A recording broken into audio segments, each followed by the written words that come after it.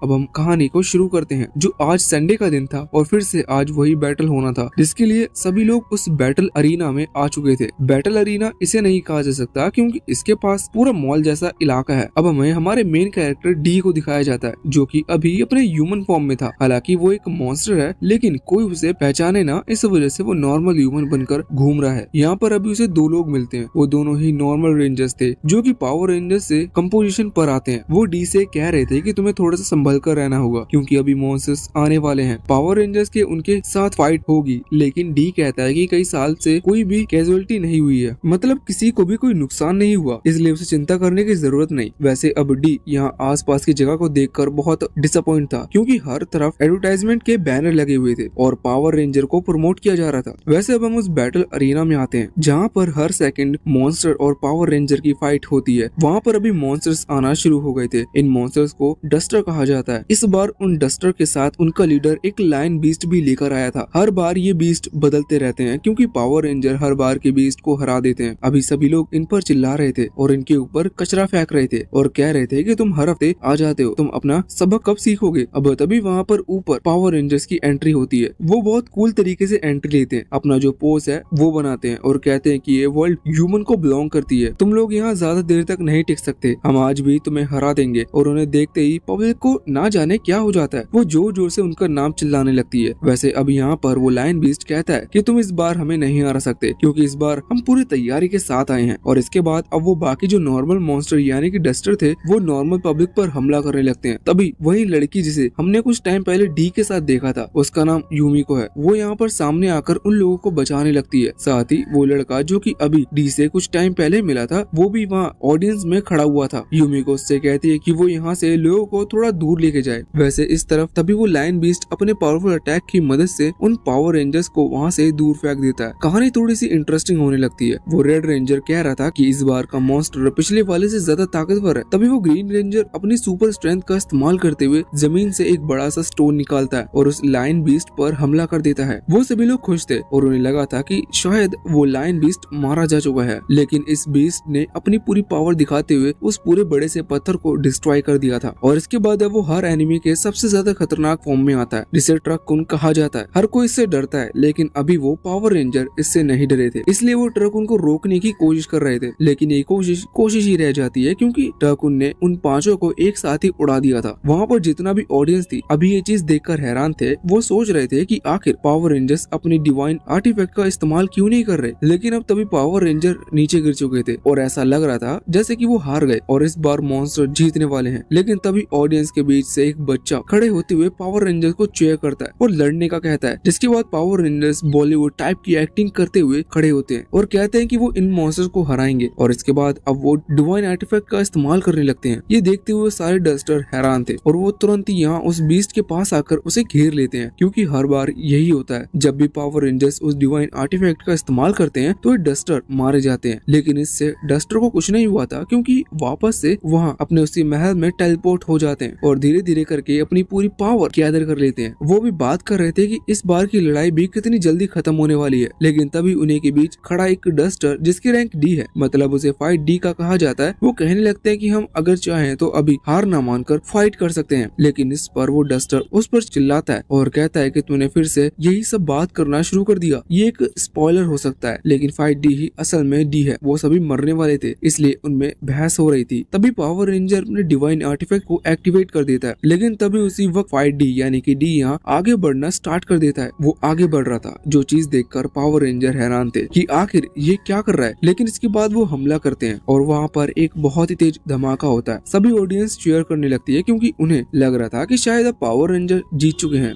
वैसे अब हमें इस फाइट के 1 घंटे पहले का सीन दिखाया जाता है, जहाँ पर हम अभी उसी फोर्ट्रेस यानी कि उसी महल को देखते हैं जहाँ पर वो डस्टर यानी कि मॉन्स्टर रहते हैं। हमें पहले वही बताई जाती है कि कुछ साल पहले यहाँ पर सभी मॉन्स्टर्स अपीयर हुए थे, लेकिन सभी मॉन्स्टर्स के जो बॉस थे उन्हें पावर रेंजर्स ने हरा दिया, जिसके बाद ये डस्टर बचे हुए हैं। लेकिन ये डस्टर इतने पावरफुल नहीं है कि ये पावर रेंजर्स को हरा पाए। इसी वजह से पावर रेंजर इनका यूज करते हैं खुद की इमेज को बनाने के लिए। हर हफ्ते एक बैटल किया जाता है। बैटल के लिए इनको एक मॉन्स्टर की जरूरत पड़ती है और इनमें से एक डस्टर वो मॉन्स्टर में बदल जाता है। वो अभी इस चीज पर डिस्कस कर रहे थे कि इस हफ्ते में किस मॉन्स्टर को लेकर जाएंगे, क्योंकि इन्होंने बाकी 6 दिन तो टाइम पास किया और अब जब 1 घंटा बचा हुआ है है तो ये डिसाइड कर रहे हैं कि ये किस तरह का मॉन्स्टर बने। अब इनके बीच में थोड़ी सी बहस हो रही थी, तभी फाइट जे आगे आते हुए कहता है कि उसके पास एक आइडिया है। वो सामने व्हाइट बोर्ड पर एक मॉन्स्टर ड्रॉ करता है जो कि थोड़ा बॉडी बिल्डर टाइप का था। वो कहता है कि हम इसे साथ लेकर जा सकते हैं, लेकिन उसी समय एक दूसरा डस्टर कहता है कि आइडिया अच्छा है लेकिन इसका कोई फायदा नहीं क्योंकि इस तरह के मॉन्स्टर कोई पसंद नहीं करेगा तो शुरुआती अनएक्साइटेड हो जाएगा, इसलिए हमें इस मॉन्स्टर को लेकर नहीं जा सकते। वैसे इस डस्टर का नाम फाइट ए है। तो अभी यहाँ पर उसकी बात मानते हुए इस प्लान को ड्रॉप कर दिया जाता है, जिस वजह से उनके बीच में फिर से हड़बड़ी मच गई थी। वो सोच रहे थे कि वो किस मॉन्स्टर को लेके जाएं। उसी समय फाइट एल जो कि एक लड़की है वो आगे आती है और एक क्यूट मॉन्स्टर ड्रॉ करते हुए कहती है कि हमें इस तरह का मॉन्स्टर लेके जाना चाहिए क्योंकि ये बहुत क्यूट है। लेकिन इस पर फाइट एक गुस्सा करते हुए कहने लगता है कि हमें किसी क्यूट मॉन्स्टर को वहाँ पर लेकर नहीं जाना, हमें ऐसे डरावने मॉन्स्टर को वहाँ पर लेके जाना है जिससे वहाँ बच्चे जब उसे देखे तो वो डर जाए। तो इस पर फाइट एल कहने लगता है कि हम फिर किसी एनिमल टाइप के मॉन्स्टर को क्रिएट करना चाहिए। वो लोग सोचते हैं कि उन्होंने भी अभी तक किसी भी लायन टाइप के मॉन्स्टर को क्रिएट नहीं किया है, इस वजह से अभी ये प्लान पक्का हो चुका था। बाकी डस्टर्स भी कह रहे थे कि एक लायन टाइप का बीस्ट से हारना थोड़ा कूल भी लगेगा। इस चीज पर फाइट डी यानी कि डी का गुस्सा आ जाता है और वो चिल्लाते हुए कहता है कि तुम सभी लोग अभी से हारने के बारे में सोच रहे हो। वो सभी को याद दिलाता है कि हम मॉन्स्टर्स हैं, हमारा काम हारना नहीं है बल्कि हमें उन पावर रेंजर्स को हराना है और अपनी इमेज क्रिएट करनी है। लेकिन अभी बाकी डस्टर्स उस पर ध्यान नहीं दे रहे थे, वो तो मस्त रेडियो पर उस ब्रॉडकास्ट को सुन रहे थे जो कि 1 घंटे बाद होने वाली फाइट की अनाउंसमेंट कर रहा था। इस पर फाइट डी को यानी कि डी को और ज्यादा गुस्सा आ जाता है। वो चिल्लाते हुए कहता है कि तुम लोग कैसे हो, हमें जीतना है और हमारे मिशन को पूरा करना है। अब वो सभी डस्टर तो अपने मिशन को भूल गए थे। वो पूछते हैं कि कैसा मिशन। तो इस पर डी कहता है कि भले ही हमारे बॉस हार चुके हैं और अब नहीं है, लेकिन फिर भी अब उनके प्लान को सक्सेस कर सकते हैं। हमें इस वर्ल्ड पर राज करना है, लेकिन इसके लिए सबसे पहले हमें उन पावर रेंजर्स को हराना होगा। डी अभी बहुत बड़ी बड़ी बातें करते हुए कह रहा था कि हमें ऐसा करने के लिए एक प्लान बनाना होगा। बाकी सभी लोग उसकी बात सुन रहे थे, लेकिन फिर वो उसका मजाक उड़ाते हुए जोर जोर से हंसने लगते हैं, जिससे फाइट डी यानी कि डी को बहुत बुरा लगता है। तभी फाइट एफ उसे समझाता है कि अब तुम्हें इस बारे में भूल जाना चाहिए क्योंकि ये लोग अब तुम्हारी बात कभी नहीं सुनने वाले। हम लोग वैसे भी पावर रेंजर से हजारों बार हार चुके हैं, इसलिए अब हमें उन्हें हराने का ख्याल दिमाग से निकाल देना चाहिए। जैसे हम चल रहे हैं हमें वैसे ही चलना चाहिए और उन पावर रेंजर्स की बात मानते हुए हर हफ्ते मॉन्स्टर्स में बदल कर वहाँ उनसे सामने लड़ना चाहिए, इसमें ही हमारा फायदा है। डी कहता है कि अभी हम हजारों बार नहीं हारे हैं, हम सिर्फ 998 बार हारे हैं। लेकिन इस पर फाइट एफ कहता है कि नहीं, उसका कोई फायदा नहीं है क्योंकि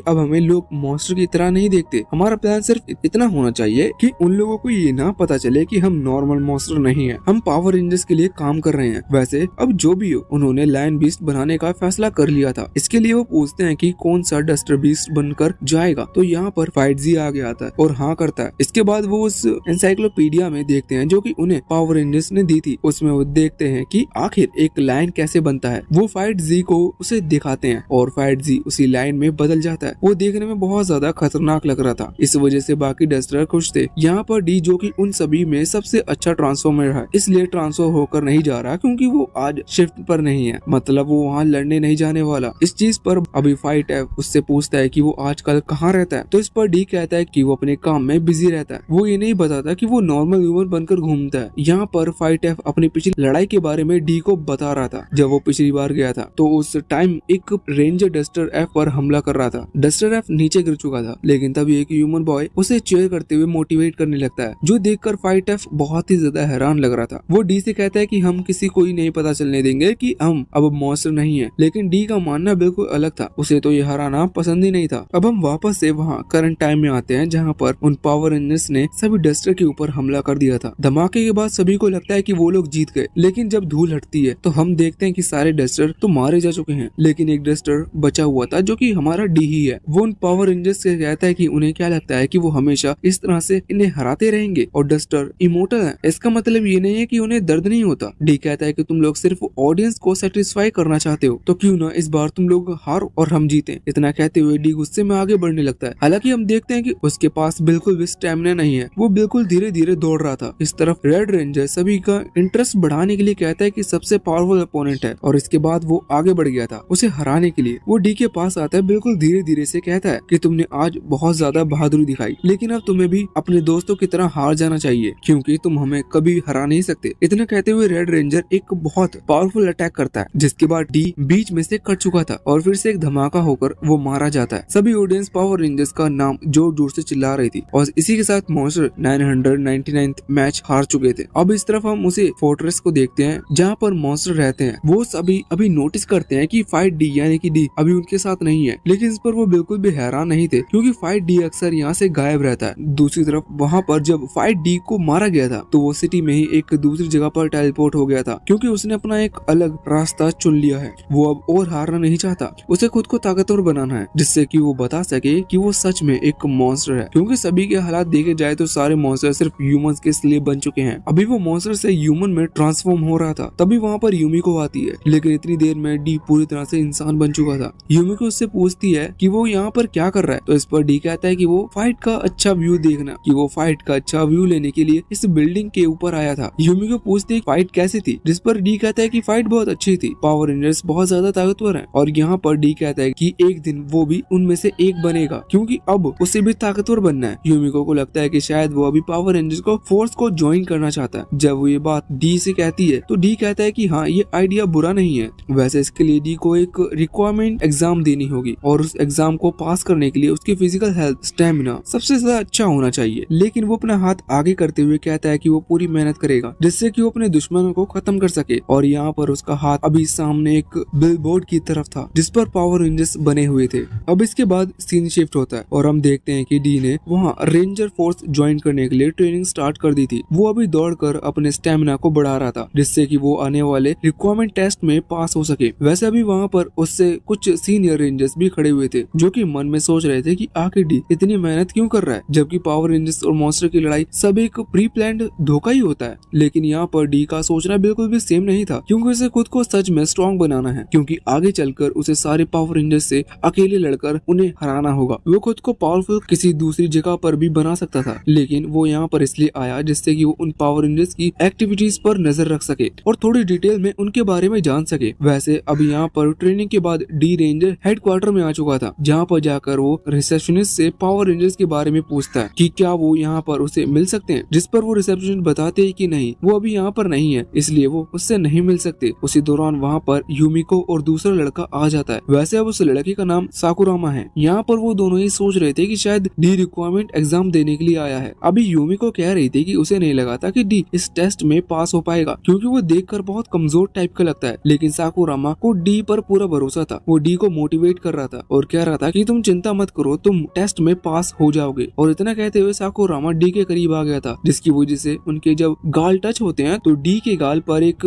क्रैक पड़ जाता है क्योंकि कमजोर फाइटर्स की बॉडी बहुत कमजोर होती है। डी अभी सिर्फ एक नकली बॉडी में है जिसे मिट्टी की बॉडी भी समझा जा सकता है। अभी यूमिको उसी की तरफ देख रही थी। डी को लगता है कि शायद उसने वो क्रैक देख लिया, लेकिन यूमिको कहती है कि हमें बाहर चलकर कुछ खा लेना चाहिए। डी समझ जाता है कि यूमिको ने कुछ भी नोटिस नहीं किया, इस वजह से वो खुश था और अब उन दोनों के साथ में चला गया था। इसके बाद यहाँ से सीन चेंज होता है। हम वहाँ अभी डस्टर को देखते हैं जो कि अभी गेम खेल रहे थे और एंजॉय कर रहे थे, लेकिन उसी समय एक डस्टर भागते हुए आता है और कहता है कि पावर रेंजर्स यहाँ पर आए हैं। सभी थोड़े से घबरा गए थे। वहाँ पर उस फोर्ट्रेस के बाहर फाइटर ए खड़ा हुआ था जहाँ पर वो थोड़ा सा घबराया हुआ था। इस वजह से रेड रेंजर उससे कहता है कि तुम घबरा क्यों रहे हो, हम यहाँ पर लड़ने के लिए नहीं आए। वैसे हमारे बीच में एक डील साइन हुई है जिसके मुताबिक हमें सिर्फ लोगों के सामने लड़ना है, आपस में तो हम दोस्त हैं। अब फाइटर ए भी घबरा रहा था लेकिन फिर भी नकली में हंसने की कोशिश करता है, लेकिन तभी ब्लू रेंजर कहने लगता है कि तुम्हें ऐसे सिचुएशन पर हंसना नहीं चाहिए, हम यहाँ पर किसी काम से आए हैं। वो कहता है कि तुम लोग ने हमें धोखा दिया और हमारे बीच में डील हुई थी कि तुम लोग मारे जाओगे और वापस से यहाँ पर आ जाओगे। ऐसा डील नहीं हुई थी कि हमारे एक अटैक के बाद तुम्हारा एक डस्टर रुककर हमला करेगा। इस पर फाइटर ए कहता है कि वो डस्टर डी था और ऐसा उसने खुद से किया, लेकिन ब्लू रेंजर को इस चीज पर भरोसा नहीं था। वो कहता है कि अगर ऐसी बात है तो उसे हमारे सामने लेकर आओ, लेकिन फाइटर ए बताता है कि लास्ट फाइट के बाद वो वापस लौट कर नहीं आया। लेकिन इस पर ब्लू रेंजर कहने लगता है कि नहीं, तुम उसे छुपा रहे हो, तुम उसे हमारे सामने ला दो वरना इसकी सजा तुम्हें मिलेगी। अब फाइटर ए डर गया था, लेकिन उसी समय रेड रेंजर आगे आते हुए ब्लू रेंजर को रोक देता है और कहता है कि फाइटर डी ने सिर्फ हमें नहीं बल्कि इन लोगों को भी धोखा दिया है। इन लोगों को शायद उसके बारे में नहीं पता और वैसे भी हमारी दोस्ती बहुत पहले से चल रही है और ये लोग हमें धोखा देकर खुद नहीं मरना चाहेंगे। यहाँ पर ब्लू रेंजर ने रेड रेंजर की बात मान ली थी, जिसके बाद रेड रेंजर फाइट ए से कहता है कि हमारा ये रिलेशनशिप बहुत टाइम से चल रहा है, लेकिन माफ करना, अभी लेटेस्ट जो धोखा हमें मिला है उसकी वजह से हमें हमारे दो साथी को यहाँ पर छोड़ना होगा। वो अभी दो रेंजर्स यहाँ पर लेकर आए थे जिन्हें वो इसी जगह पर छोड़ के जा रहे हैं, जिससे कि आने वाले जो बैटल्स होंगे उस दौरान कोई भी डस्टर चीटिंग ना करे। साथ ही वो यहाँ पर इन डस्टर को बताते हैं कि ये दोनों उन्हें ऑर्डर्स भी दे सकते हैं जो कि इन्हें फॉलो करने होंगे। अभी यहाँ पर फाइटर ए को तो कुछ समझ में नहीं आ रहा था, लेकिन तभी फाइटर सी गुस्से में आगे आता है और कहता है कि ये फोर्ट्रेस हमें बिलोंग करता है, इसलिए यहाँ पर सिर्फ हमारी मर्जी चलेगी, हम किसी और के ऑर्डर फॉलो नहीं करेंगे। पर इस चीज पर ब्लू रेंजर को गुस्सा आ जाता है और वो तुरंत ही फाइट सी पर हमला करते हुए उसे नीचे गिरा देता है। ये अटैक बहुत ही ज्यादा खतरनाक था, लेकिन डस्टर्स इमोर्टल्स होते हैं, इसी वजह से फाइटर सी को जान की हानि नहीं होती। पर ब्लू रेंजर उसे वार्निंग देता है कि अगर उसने फिर से ऐसी गलती की तो वो उसे जान से ही मार सकता है। अब फाइटर सी को बचाते हुए आगे आता है और कहता है कि हमें कोई प्रॉब्लम नहीं है, आप इन दोनों को यहाँ छोड़ जाइए। यहाँ पर रेड रेंजर कहता है कि तुम लोग ने बिल्कुल सही डिसीजन लिया। इसके बाद वो दीवार पर अपनी पावर दिखाते हुए कहता है कि तुम कमजोर हो और कमजोर हमेशा ताकतवर के सामने झुके रहते हैं। अभी यहाँ पर बाकी डस्टर तो डरे हुए थे, लेकिन फाइटर एफ गुस्से में था। वो सोच रहा था कि डी ने जो भी किया वो सही किया, हालांकि वो भी डी के जैसा ही यहाँ से निकलना चाहता है, लेकिन अब उसमें इतनी हिम्मत नहीं है कि वो ऐसा कर पाए। अब इसके बाद फिर से सीन चेंज होता है और हम डी यूमिको और साकुरामा को देखते हैं जो कि ये तीनों एक रेस्टोरेंट में बैठे हुए थे। यहाँ पर डी ने पहली बार ह्यूमन फूड खाया था, जिस वजह से वो बहुत ही ज्यादा खुश लग रहा था और सोच रहा था कि वहाँ फोर्ट्रेस में रहने से हमें बहुत नुकसान है, हम यहाँ नहीं आ सकते और इस तरह का खाना नहीं खा सकते। वैसे अभी वो यूमिको से पावर रेंजर्स के बारे में पूछता है जो कि उसे हेडक्वार्टर पर नहीं मिले थे। यूमिको बताते कि वो हेडक्वार्टर पर बहुत कम रहते हैं, वो ज्यादातर सिटी में घूमते हैं। यहाँ पर साकुरामा तुरंत ही कहने लगता है कि पावर रेंजर्स के पास और भी कई सारी ड्यूटीज होती हैं, उनका काम सिर्फ संडे को निकलकर मॉन्स्टर खत्म करना नहीं होता। वो बताता है कि वो लोग साफ सफाई में मदद करवाते हैं और साथ ही पुलिस की मदद भी करते हैं केस सॉल्व करने में। अभी डी यहाँ पर सोच रहा था जब लोगों को ये बात पता चलेगी कि जिन मॉन्स्टर से वो डर रहे हैं वो मॉन्स्टर खुद पावर रेंजर्स के लिए काम कर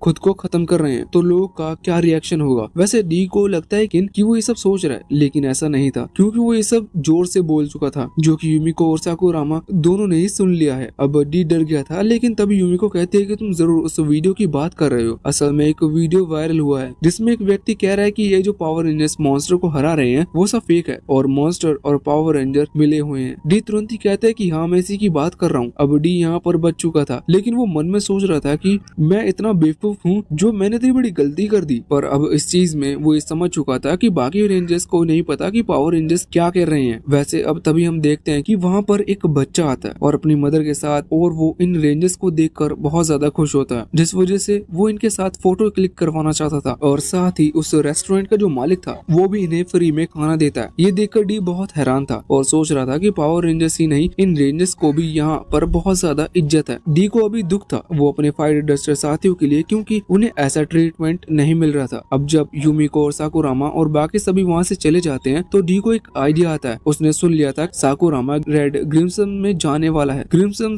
वो जगह है जहाँ पर रेड रेंजर्स के जितने भी साथी हैं या फिर जो आगे चलकर रेड रेंजर बनना चाहते हैं वो होंगे। ऐसे ही बाकी अलग अलग कलर के रेंजर्स के अलग अलग ग्रिम्सन होंगे। तो उसके लिए मैं बात ये थी कि साकुरामा वहाँ से जाने वाला है। वो तुरंत ही उस बच्चे से वो फोटो मांगता है जो कि अभी अभी उन्होंने क्लिक की थी। डी सोच रहा था कि रेड रेंजर ने उससे कहा था कि वो फिर से ऐसी गलती ना करे वरना उसे जान से खत्म कर देगा, लेकिन डी कोल्ड ब्लडेड है और उसे इस सब से कोई फर्क नहीं पड़ता। इस वजह से वो यहाँ पर साकुरामा के फेस को देखते हुए खुद के फेस को साकुरामा में बदल लेता है, जो देखकर वो बच्चा डर गया था और वहाँ से भाग गया था। डी वैसे साकुरामा का फायदा उठा रहा था जो कि एक तरीके से गलत है, लेकिन वो सोचता है कि उसके लिए गलत और सही कुछ नहीं है। अगले सीन में हम देखते हैं कि यूमिको अभी एक लेटर देने के लिए वहाँ रेड ग्रिम्सन में जा रही थी और तभी वहाँ पर साकुरामा आता है जो कि असलियत में डी है। वो यूमिको से कहता है कि क्या वो भी उसके साथ चल सकता है, जिस पर यूमिको हाँ कर देती है। जाते वक्त डी के पास एक छोटा सा बैग था जिसके अंदर से एक वेपन यानी कि चाकू रखा हुआ था। डी यहाँ पर यूमिको से कहते हैं कि क्या वो खुद उस लेटर को रेड रेंजर को दे सकता है, जिस पर यूमिको हाँ कर देती है और उसे वो लेटर दे देती है। ऐसा वो इसलिए कर रहा था जिससे कि उसे मौका मिल सके और वो उस चाकू से रेड रेंजर पर हमला कर सके। अब वो लोग आगे पहुंचते हैं, सामने एक लॉक लगा हुआ था, लेकिन यूमिको येलो रेंजर के गिब्सन की मेंबर है, जिस वजह से वो अपने फेस को स्कैन कर उस लॉक को खोल देती है। डी सोच रहा था कि उसके सामने जैसे रेड रेंजर आएगा वो उसे खत्म कर देगा, हालांकि उसे भी थोड़ा सा डर लग रहा क्योंकि रेड रेंजर उसके सामने हमेशा मास्क में रहता है, इस वजह से उसने उसका असली चेहरा नहीं देखा। और अब जब गेट खुलता है तो यहाँ पर वो बहुत सारे रेड रेंजर्स को देखता है जो कि एक जैसे कपड़े पहने हुए थे, इस वजह से उनमें से असली वाले को पहचान पाना डी के लिए लगभग नामुमकिन था। वो यूमिको से पूछने लगता है, लेकिन इतने में ही यूमिको आगे बढ़ गई थी। अब तभी यहाँ पर एक रेड रेंजर आगे आता है और कहने लगता है कि तुम लोग यहाँ पर क्या कर रहे हो। डी उससे कहता है कि वो रेड रेंजर से मिलने के लिए आए हैं, जिस पर वो लड़का कहता है कि मैं ही रेड रेंजर हूँ, बताओ तुम्हें क्या कहना है। हैं। डी तुरंत ही अपने बैग में हाथ डालते हुए वो चाकू निकालकर हमला करने वाला था, लेकिन इतने में यूमिको बात बता देती कि ये रेड रेंजर नहीं बल्कि रेड रेंजर बनना चाहता है, लेकिन अभी इसे बहुत मेहनत करने की जरूरत है। अब यहाँ पर वो लड़का आगे आकर डी से पूछने लगता है कि अगर वो रेड रेंजर होता तो वो क्या करने वाला था और उसने अपने बैग में हाथ क्यों डाला। अब यहाँ डी घबरा गया था, उसे समझ में नहीं आ रहा था कि वो क्या कहे। तभी यूमिको कहते हैं कि वो बस यहाँ पर लेटर देने के लिए आया है और इसके बाद डी वो लेटर निकालता है।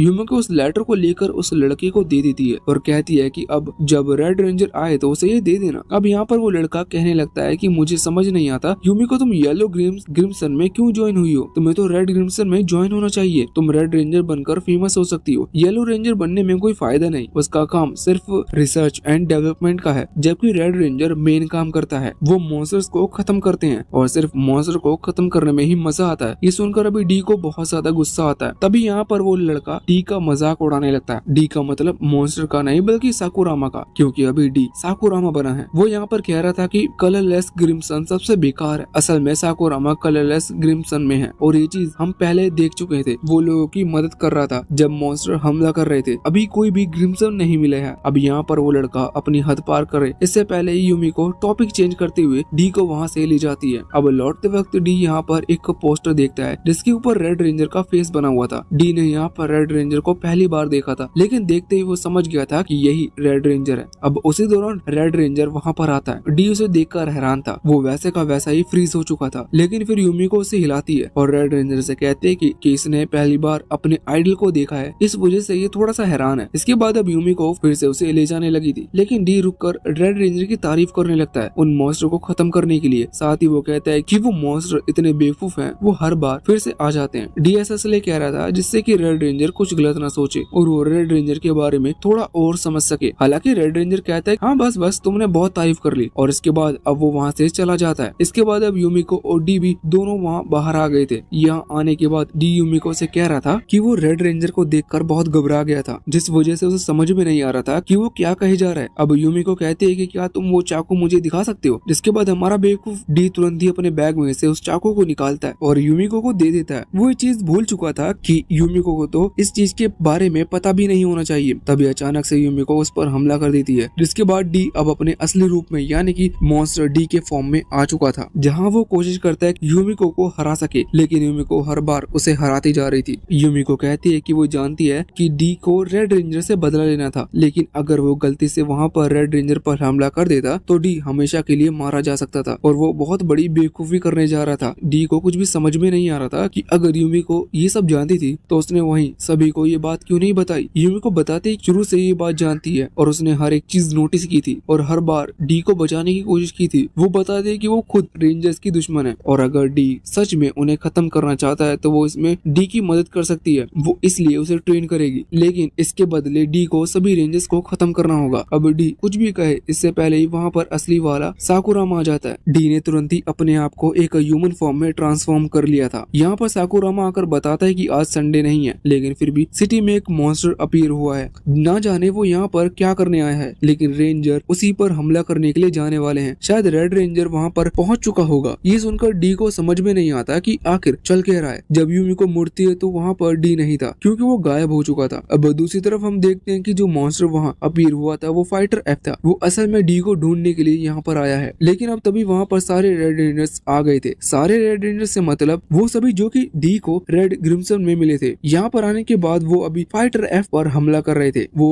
उसे कई बार हराते हैं, लेकिन मॉन्स्टर इमोर्टल है, इस वजह से बार बार इमोर्टल एफ ठीक हो जा रहा था। वो अपने दोस्त के लिए बगैर यहाँ से नहीं जाने वाला। तभी वहाँ पर रेड रेंजर आता है और कहता है कि तुम अच्छी तरह से नहीं मानने वाले, तुम कई बार मर चुके हो, लेकिन आज तुम सच में मरने वाले हो। इतना कहते हुए वो डिवाइन आर्टिफैक्ट को निकालता है, जिसके हमले के बाद फाइटर एफ हमेशा के लिए मारा जाएगा। वैसे अब यहाँ पर डी भी पहुंच चुका था और वो भीड़ में खड़ा होकर अभी फाइटर एफ को देख रहा था। यहाँ पर रेड रेंजर अपने डिवाइन आर्टिफैक्ट को एक्टिवेट करते हुए अपनी सबसे पावरफुल टेक्निक का इस्तेमाल करता है। उस टेक्निक की वजह से कई सारे गोल्डन ड्रैगन टाइप के क्रिएचर हमें देखते हैं, जो कि अभी सीधा फाइटर एफ पर हमला कर रहे थे। फाइटर एफ समझ चुका था कि अब उसका अंत नजदीक है, लेकिन वो घबराया नहीं था। वो सोचता है कि एक दिन तो ये होना ही था, अच्छा है कि ये आज ही हो जाए। वो डी के बारे में सोच रहा था कि आखिर ना जाने वो अभी क्या कर रहा होगा। वो सोचता है कि काश वो यहाँ पर होता, जिससे कि वो उससे माफी मांग सकता। तभी रेड रेंजर का वो अटैक यहाँ फाइटर एफ को लग जाता है और फाइटर एफ डी से सॉरी कहते हुए चिल्लाता है, लेकिन इसी के साथ फायर की पूरी बॉडी जल चुकी थी, लेकिन उसकी आवाज गूंज रही थी जो कि डी से माफी मांग रही थी। और फायर कह रहा था कि हमने 13 साल तक जो कुछ किया वो किसी काम का नहीं था, काश हम शुरुआत में ही मारे जाते। डी ये सब चीज सुन रहा था और अपने दोस्त की डेथ पर बहुत ज्यादा उदास था, लेकिन अब उसे बदला लेने का बहुत ज्यादा बड़ा रीजन मिल चुका था। तो अब यहाँ डी के दोस्त की पूरी बॉडी पूरी तरह से जल चुकी थी और खत्म हो चुकी थी। हम देखते हैं कि डी के पास अभी साकुरामा भी खड़ा हुआ था। वो डी से कहता है कि ऐसा पहली बार हुआ है कि कोई मॉन्स्टर यहाँ सिटी में आ गया हो। वैसे अब हमें पहले का सीन दिखाया जाता है जब सभी पावर रेंजर्स ने मॉन्स्टर के बॉस को हरा दिया था। तो उसके बाद वो मॉन्स्टर से मिलने के लिए आए थे, जहाँ पर अभी पावर रेंजर्स ने उन्हें धमकी दी कि अगर वो उनकी बात नहीं मानना चाहते तो वो मारे जाएंगे। जिसके बाद फाइटर ए ने डिसाइड किया कि वो लोग पावर रेंजर्स की बात मानेंगे, वो जैसा पावर रेंजर्स कह रहे हैं वो वैसा ही करेंगे। इसलिए तब पावर रेंजर्स ने अपने डिवाइन आर्टिफैक्ट का यूज किया था। असल में उन पांचों के पास से डिवाइन आर्टिफैक्ट जो कि इतना पावरफुल है कि वो मॉन्स्टर को परमानेंट खत्म कर सकते हैं, और इन्हीं की मदद से पावर रेंजर्स ने इन मॉन्स्टर के बॉस को हराया। वैसे अब करंट टाइम में डी को बहुत ज्यादा गुस्सा आ रहा था, इस वजह से वो वहाँ से जाने लगता है। तभी साकुरामा उसका पीछा करता है और उसके पीछे आते हुए कहता है कि तुम बहुत दुखी लग रहे हो, तुम्हें दुखी होना भी चाहिए क्योंकि तुमने आज अपना एक दोस्त खो दिया। मुझे भी इस चीज का दुख है, लेकिन तुम एक बात समझ लो कि तुम लोग कुछ नहीं कर सकते। डी ये सुनकर हैरान था कि साकुरामा को ये बात पता है कि वो एक मॉन्स्टर है। साकुरामा बताता है कि उसने डी और यूमिको की बात को सुन लिया था। वो यहाँ पर डी से कह रहा था कि वो जो कुछ भी करने के लिए यहाँ पर आया है उसके बारे में वो भूल जाए और या तो वापस लौट जाए या फिर अपनी असली जिंदगी यही पीसफुल होकर गुजारे। लेकिन डी इस पर चिल्लाता है और कहता है कि 12 साल से हम लोग गुलामी कर रहे हैं, हम हमेशा पावर रेंजर्स की बात मानते आए हैं किया और उन्होंने खुद को फेमस करने के लिए हमारा यूज किया। मैं ये चीज नहीं भूल सकता और मैं इस चीज का बदला लेकर रहूंगा। अभी सुनकर साकुरामा तुरंत ही पेपर निकालता है जिसमें हमें जानने को मिलता है कि डी को रिक्वायरमेंट एग्जाम में पास कर लिया गया है। साकुरामा कहता है कि तुम भी अब हमारी तरह येलो रेंजर बन सकते हो। मैं जानता हूँ कि तुम डिसैटिस्फाई हो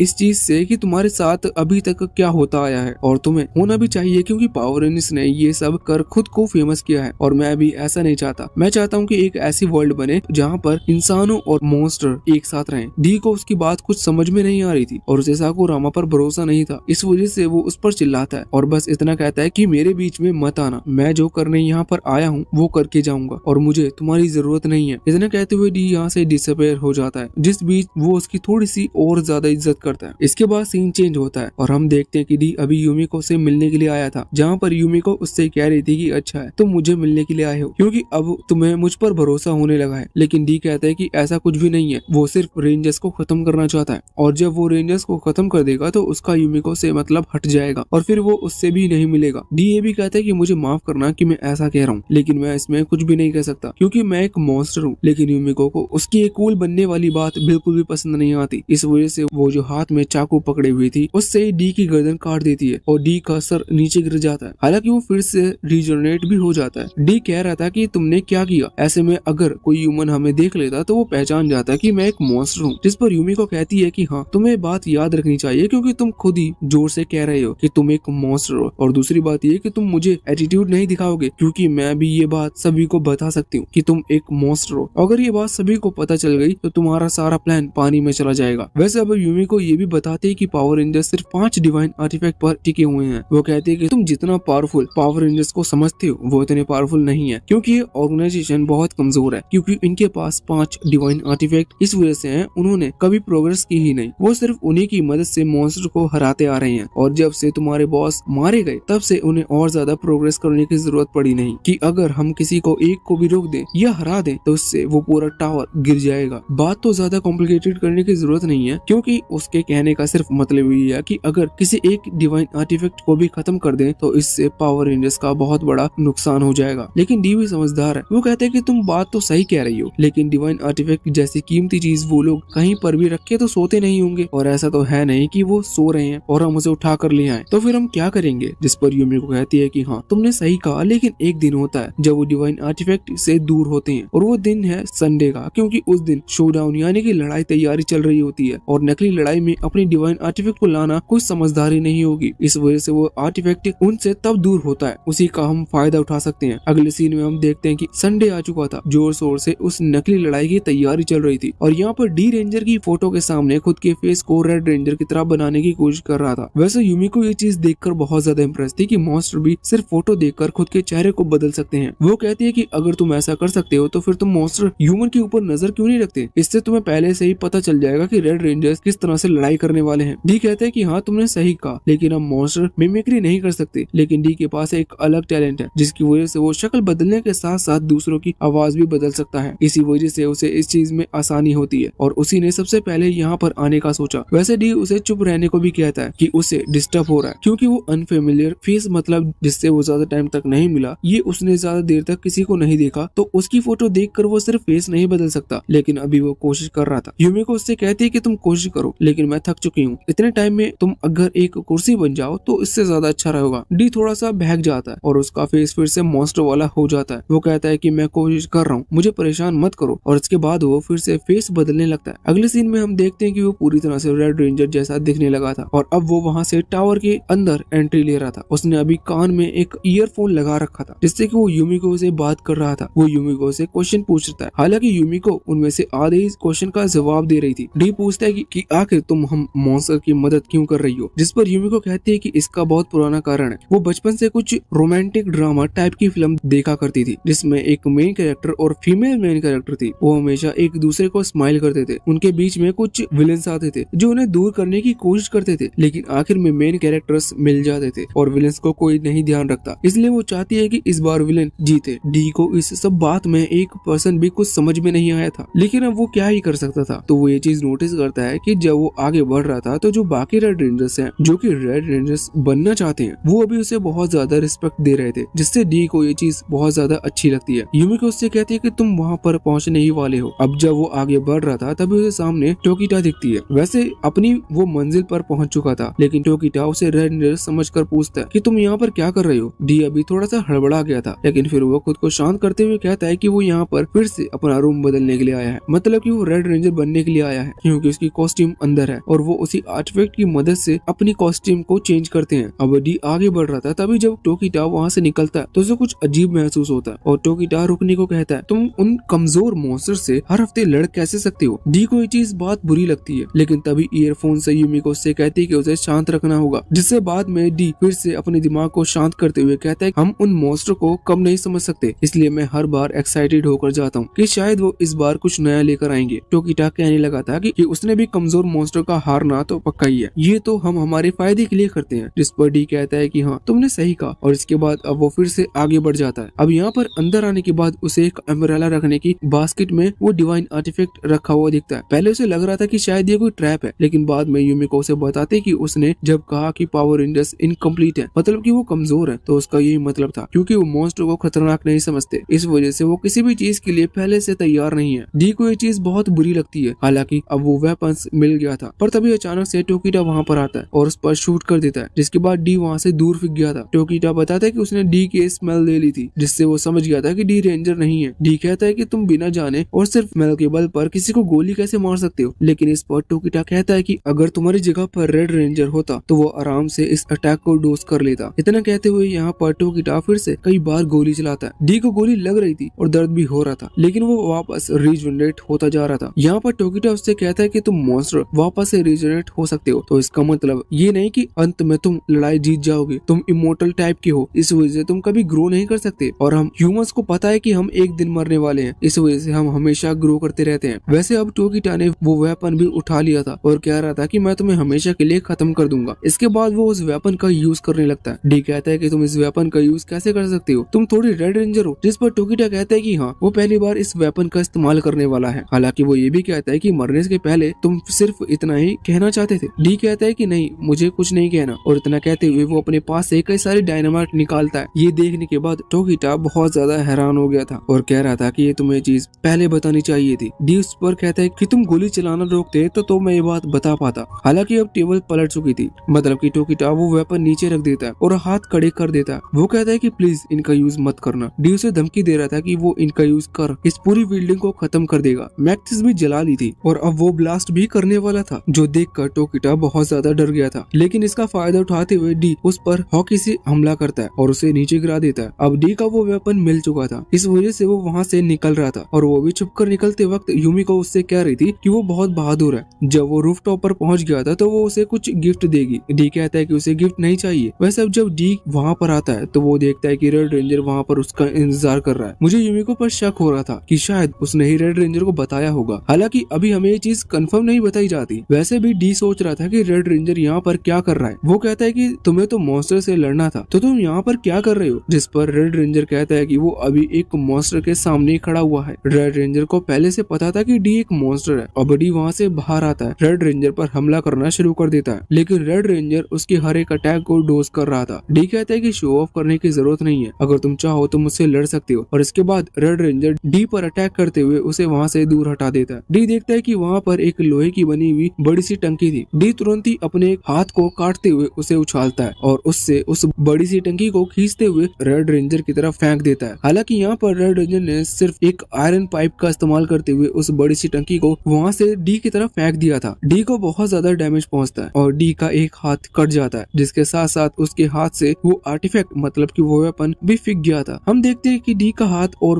वो वेपन दोनों ही वहाँ बिल्डिंग से नीचे गिरने वाले थे, लेकिन डी तुरंत ही जंप करता है। वो उस वेपन को अपने मुंह से पकड़ लेता है। उसने उस वेपन को बचा लिया था। ये देखकर रेड रेंजर इम्प्रेस था। डी कहता है कि उसने ऐसा करने के लिए अपने हाथ को नीचे गिरा दिया। हालांकि इसके बाद अब डी बिल्डिंग के ऊपर सही से खड़ा होता है और कहने लगता है कि तुम अगर सच में मुझसे फाइट करना चाहते हो, तुम अपनी पूरी पावर का इस्तेमाल कर सकते हो। तुम इस तरह से शो ऑफ करके मेरे अटैक को डोज करने की जरूरत नहीं है। लेकिन इस पर रेड रेंजर कहता है कि अगर यहाँ पर कोई ऑडियंस ही ना हो तो तुमसे फाइट करने का क्या मतलब। अब उससे इतना कहते हुए वहाँ पर एक हेलीकॉप्टर आ जाता है जिसमें एक रिपोर्टर बैठा हुआ था। डी ये देखकर सब कुछ समझ गया था कि अभी तक रेड सिर्फ उस पर इसलिए हमला नहीं कर रहा था क्योंकि उसे देखने वाला कोई नहीं था। रेड भी यही सेम चीज कहता है कि अब वो लाइव और हजारों लोगों को देख रहे हैं। इसका मतलब एक कमजोर से फाइट करना यानी कि कमजोर मॉन्स्टर को मारने इसमें कोई फायदा नहीं होगा, वरना पहले उसका कोई फायदा नहीं था। रेड रेंजर डी से कहता है कि तुम पूरी जिंदगी में कुछ नहीं कर पाए, इसलिए अब तुम सिर्फ लोगों को एंटरटेन करने के लिए एक अच्छी मौत बनो। पर डी बाकी मॉन्स्टर की तरह नहीं है। वो कहता है कि लोग एंटरटेन तो होते रहेंगे, लेकिन मुझे मरता देख नहीं, बल्कि पहली बार एक रेंजर को मरता हुआ देखकर। लेकिन अब अचानक से रेड रेंजर वहाँ घुटने के बल आ जाता है और ऐसा दिखाता है जैसे कि उसे बहुत पेन हो रहा है। वो बताता है कि ऐसा उसे लायन बीस्ट वाली फाइट के बाद हो रहा था क्योंकि उसमें उसे चोट लग गई थी। इतने में ही वहीं पर बाकी रेंजर्स आ जाते हैं, जिनमें से ब्लू रेंजर्स डी पर हमला करता है, उसे नीचे गिरा देता है। रेड रेंजर खड़ा होता है और डी से धीरे से कहता है कि वो उसे अकेले नहीं हराएगा क्योंकि इसमें कोई मजा नहीं, उसकी टीम उसे हराएगी जिससे लोगों को और ज्यादा मजा आएगा। साथ ही वो जोर से ये भी कहता है कि वो लोग मिलकर इस प्लेनेट को बचाएंगे। समझ में नहीं आता कि वहाँ के लोग इतने बेवकूफ कैसे हैं। वैसे अब डी सोच रहा था कि इतनी बात सुनने से अच्छा तो तुम मुझे मार दो, लेकिन उसने भी फैसला कर लिया था कि आज वो रेंजर से नहीं हार सकता। अभी यहाँ पर येलो रेंजर खुश था, ये यूँ कह लो कि खुश थी क्योंकि उसका चेहरा तो दिख नहीं रहा था। लेकिन खैर छोड़ो, हमें क्या। वो कहती है कि अच्छा है कि अब सिर्फ एक ही मॉन्स्टर बचा हुआ है, हम उसे मार कर वापस घर जा सकते हैं। और पिंक भी अभी सेम यही चीज कह रही थी। रेड रेंजर उन्हें बताता है कि डी वही मॉन्स्टर है जो कि पिछली बार चीटिंग कर रहा था। उसने उनकी बात नहीं मानी थी और बाद में रुक कर उन पर हमला करा था, लेकिन वो इस चीज का भी डी को सबक सिखाएंगे और उसे परमानेंटली आज खत्म कर देंगे। तभी ग्रीन रेंजर वहाँ रेड के पास आता है और कहता है कि मेरे पास एक और तरीका है इस चीज को थोड़ा सा और इंटरेस्टिंग बनाने का। वो रेड रेंजर के कान में कुछ कहता है, जिस पर रेड रेंजर कहता है कि हाँ ये बहुत बढ़िया आइडिया है। रेड रेंजर ने परमिशन दे दी थी, जिस वजह से ग्रीन आगे आते हुए कहता है कि तुम बहुत खतरनाक हो, तुमने पहले भी हम पर हमला करके हमें रोकने की कोशिश की जबकि तुम्हारे साथी मॉन्स्टर भाग गए थे। हम तुम्हें एक और मौका देते हैं, हम तुम्हें उनके पास वापस नहीं भेज सकते, इसलिए अगर तुम चाहो तो हम तुम्हें कैप्चर कर लेंगे। ये देखकर न्यूज वाला हैरान था। वो सभी को जब ये बात बताता है तो सभी लोग हैरान हो जाते हैं क्योंकि आज तक ऐसा कभी नहीं हुआ था। रेड धीरे से डी से कहता है कि अगर वो खुद को कैप्चर करने के लिए हाँ कर देता है तो वो प्रॉमिस करता है कि डी को कोई डैमेज या चोट नहीं पहुंचाएंगे और वो सेफ रहेगा। लेकिन डी तुरंत ही इस चीज पर मना कर देता है क्योंकि उसका ड्रीम कुछ अलग है। इसलिए रेड रेंजर तुरंत ही ब्लू रेंजर से कहता है कि वो अपने डिवाइन आर्टिफैक्ट का इस्तेमाल करते हुए डी को खत्म कर दे। ब्लू रेंजर ने भी अपना आर्टिफैक्ट निकाल लिया था और अब वो उसका इस्तेमाल करता है। उसका आर्टिफैक्ट थोड़ा सा अलग तरीके से काम करता है, इसकी वजह से डी की पूरी बॉडी फूलने लगी थी और साथ ही वो ब्लास्ट भी करेगा, इसलिए वो पहले वो हवा में उड़ जाता है। डी कह रहा था कि उसने जो भी कुछ किया अपनी मॉन्स्टर भाइयों के लिए और भले ही वो मारा जाए लेकिन आगे चलकर वो फिर से यही चीज दोहराएगा और पावर रेंजर्स को हराएगा। वो कह रहा था कि वो सभी उसे याद रखेंगे, लेकिन रेड रेंजर कहता है कि वो किसी भी मॉन्स्टर को कभी याद नहीं रखते। और इसी के साथ अब यहाँ डी ब्लास्ट करता है और न्यूज एंकर सभी को बताता है कि इस बार भी पावर रेंजर्स की जीत हुई। यहाँ पर वो अपने पोज बनाते हैं, जिसके बाद येलो रेंजर्स कह रही थी कि इस बार हम अच्छा पोज नहीं बना पाए, लेकिन अगली बार हमें इस चीज की तैयारी करनी होगी। वैसे अभी रेड रेंजर आगे बढ़ रहा था। वो कह रहा था कि काश उनकी अपोनेंट थोड़े और ज्यादा ताकतवर होते, इससे उन्हें खुद से हाइप बनाने की जरूरत नहीं पड़ती। वो अभी अपने उस वेपन को लेने के लिए जा रहा था, लेकिन जब जब वो वहाँ पहुँचता है तो वो अचानक से डिवाइन आर्टिफैक्ट धूल बन जाता है। हमें जानने को मिलता है कि डी ने जब अपने हाथ की जगह उस आर्टिफैक्ट को पकड़ा था तब ऐसा नहीं हुआ था, उसने अपने कटे हुए हाथ को उस आर्टिफैक्ट में चेंज कर दिया। असली आर्टिफैक्ट तब बिल्डिंग से नीचे गिर गया था और डी ने बस इतने टाइम से अपने मुंह में अपने हाथ को पकड़ रखा था, और जब डिवाइन आर्टिफैक्ट की वजह से उसकी बॉडी फूटी और वो मरा तो इससे उसका हाथ जो कि अभी डिवाइन आर्टिफैक्ट बना हुआ था वो भी धूल बनकर उड़ गया। वैसा ऐसा कैसे हो सकता है कि कहानी का मेन कैरेक्टर ही मारा जाए, पर अगर वो नहीं मारा जाता तो उसका हाथ इस तरह से डिसअपीयर भी नहीं होता। लेकिन ये चीज शायद हमें बाद में पता चले, क्योंकि इसके बाद हम यूमिको को देखते हैं जो कि अपने सामने अभी उस वेपन को रखे हुई थी। वो कह रही थी कि डी ने खुद की जान देकर इस वेपन को उन्हें दे दिया, उसकी मौत बेकार नहीं जाएगी। और वो ये भी कह रही थी कि अब सिर्फ 4 और वेपन्स बचे हुए हैं। उसका इतना कहते हुए ये पार्ट यहीं पर एंड हो जाता है।